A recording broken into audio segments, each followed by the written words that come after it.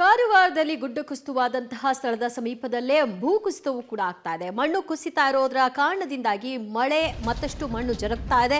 ಈಗ ಮಣ್ಣು ತೆರವು ಮಾಡುವಂತಹ ಕಾರ್ಯಾಚರಣೆಯನ್ನು ಕೂಡ ಮುಂದುವರಿಸಿದ್ದಾರೆ. ಭಾರೀ ಮಳೆಯ ಮಧ್ಯೆಯೂ ಕೂಡ ಕಾರ್ಯಾಚರಣೆ ನಿರಂತರವಾಗಿ ಸಾಗ್ತಾ ಇದೆ.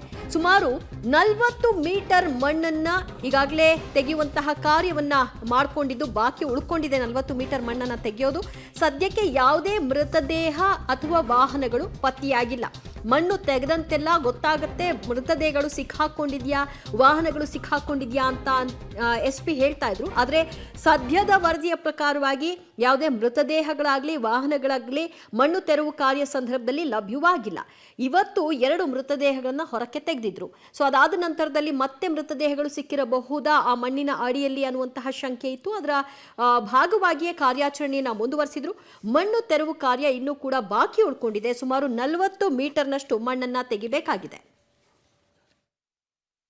ಅಂಕೋಲಾ ತಾಲೂಕಿನ ಸಿರೂರು ಬಳಿಯ ಗುಡ್ಡ ಕುಸಿತ ಪ್ರಕರಣಕ್ಕೆ ಸಂಬಂಧಿಸಿದಂತೆ ಅಧಿಕಾರಿಗಳು ಮತ್ತು ಸಿಬ್ಬಂದಿ ಸಾಕಷ್ಟು ಪ್ರಯತ್ನವನ್ನು ಮಾಡ್ತಾ ಇದ್ದಾರೆ. ಇಲ್ಲಿ ದೃಶ್ಯಗಳನ್ನು ನೋಡ್ಬೋದು.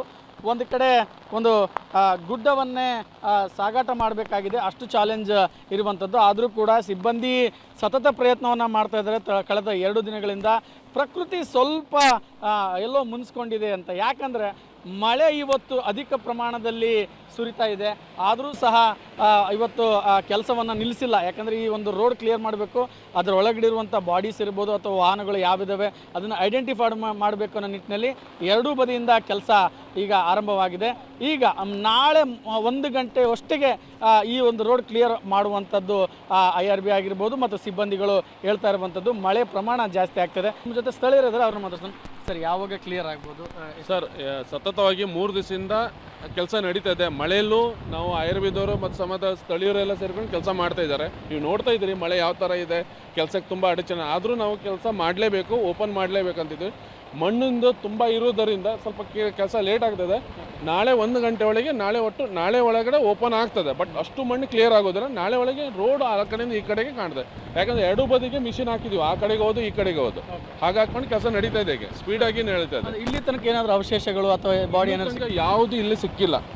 ಅವರು ಮಟ್ಟಿಗೆ ಇಲ್ಲಿ ಯಾವುದು ಸಿಕ್ಕಿಲ್ಲ, ಇನ್ನೂ ತನಕ ಸಿಕ್ಕಿಲ್ಲ. ಬಟ್ ಕೆಲಸ ನಡೀತಾ ಇದೆ. ನಮಗೆ ಮುಂದೇನು ಗೊತ್ತಿಲ್ಲ ನಮ್ಗೆ ಇಲ್ಲಿ ಕೆಲಸದಲ್ಲಿ ಏನಿದೆ ಅಂತ. ಎಷ್ಟು ಮೀಟರ್ ಮಣ್ಣು ಇರ್ಬೋದು? ಇನ್ನು 30 ರಿಂದ 35 ಮೀಟರ್ ಇದೆ.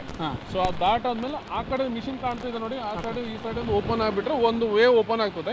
ಬಟ್ ಮಣ್ಣಿದೆ. ಬಟ್ ನಾವು ಈ ಸೈಡ್ ಮಣ್ಣು ಮುಟ್ಟಕ್ಕೆ ಹೋಗ್ತಾ ಇಲ್ಲ. ಯಾಕಂದ್ರೆ ಮತ್ತೆ ಕುಸಿದು ಬರೋ ಚಾನ್ಸಸ್ ತುಂಬ ಇದೆ. ಹಾಗೆ ನಾವು ಮುಟ್ತಲ್ಲ. ಇದು ರೋಡ್ ಒಂದು ಈ ಕಡೆಯಿಂದ ಆ ಕಡೆ ಪಾಸ್ ಮಾಡ್ಬೇಕಂತ ಇದೀವಿ ನಾವು. ಅಂದರೆ ವಾಹನಗಳಿಗೆ ಸಂಚಾರಕ್ಕೆ ಅವಕಾಶ ಇರುತ್ತೆ ಅಥವಾ ಇಲ್ವಾ? ಅದು ಜಿಲ್ಲಾಡಳಿತ ನೋಡ್ಬೇಕು, ವಾಹನ ಸಂಚಾರ ಕೊಡಬೇಕೋ ಬೇಡೋ ಅವರು ಡಿಸೈಡ್. ಬಟ್ ನಾವು ಇಲ್ಲಿಂದ ಮಣ್ಣು ಕ್ಲಿಯರ್ ಮಾಡ್ತಾ ಇದೀವಿ.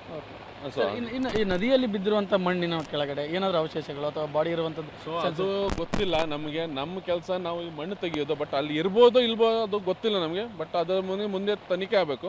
ಬಟ್ ಈಗ ತನಕ ಇಲ್ಲಿ ಯಾವುದೂ ನಮ್ಗೆ ಆ ಥರ ಸಿಕ್ಕಿಲ್ಲ, ಘಟನೆ ಆಗಿಲ್ಲ. ಇನ್ನೂ ತನಕ ಯಾವುದೂ ಸಿಕ್ಕಿಲ್ಲ, ವೆಹಿಕಲ್ ಆಗಲಿ ಯಾವುದೇ ಆಗಲಿ. ಓಕೆ, ಇದು ಒಂದು ಇಲ್ಲಿನ ಸ್ಥಳೀಯರು, ಇವರು ಕೂಡ ಒಂದು ಸಾಕಾರಗೊಂಡಿದ್ದಾರೆ. ಸೊ ಇವರ ಒಂದು ನೇತೃತ್ವದಲ್ಲಿ ಕೆಲಸ ನಡೀತಾ ಇದೆ. ನಾಳೆ 1 ಗಂಟೆಗೆ ರಸ್ತೆ ಕ್ಲಿಯರ್ ಆಗುವಂಥ ಸಾಧ್ಯತೆ ಇರುವಂಥದ್ದು. ನಾನಗೌಡ ಜೊತೆ ಸುನಿಲ್ ಪಾಟೀಲ್, ಪಬ್ಲಿಕ್ TV.